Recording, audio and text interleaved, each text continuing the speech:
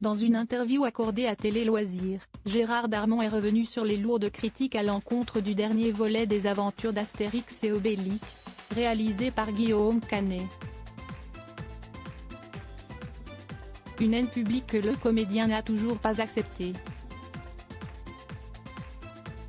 Aux yeux des fans d'aventures gauloises, il restera toujours le grand Amon Bofi. Il y a 20 ans, Gérard Darmon participait à la grande aventure Astérix et Obélix, Mission Cléopâtre, restée culte dans le cœur des cinéphiles. Pour sa comédie, Alain Chabat avait réuni certains des plus grands noms du cinéma français, parmi lesquels Jamel Debbouze, Gérard Depardieu, Monica Bellucci ou encore Édouard Baird.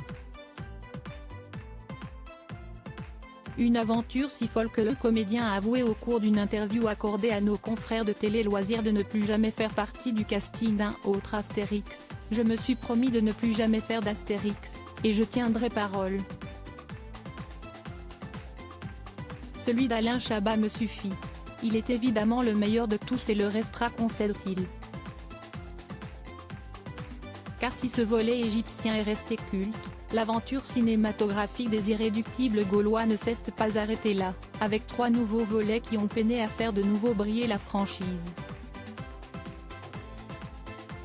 Notamment le dernier point « Il ne faut pas que ça tourne au règlement de comptes ». Il y a quelques mois, Guillaume Canet s'est en effet lui aussi frotté au BD d'Uderzo et Goscinny avec Astérix et Obélix, l'Empire du Milieu. Une production pharaonique, bien qu'un Chine cette fois, au casting une nouvelle fois 5 étoiles, mais qui a échoué à convaincre les critiques et le public. Des attaques parfois violentes, qui n'ont pas manqué de blesser le réalisateur, qui estime pourtant avoir réussi à toucher une partie du public. Il a pu compter sur le soutien de ses comédiens, mais aussi de Gérard Darmon en personne, très énervé de voir des critiques aussi violentes fleurir sur les réseaux sociaux. C'est une somme de travail colossale balayée d'un revers de main.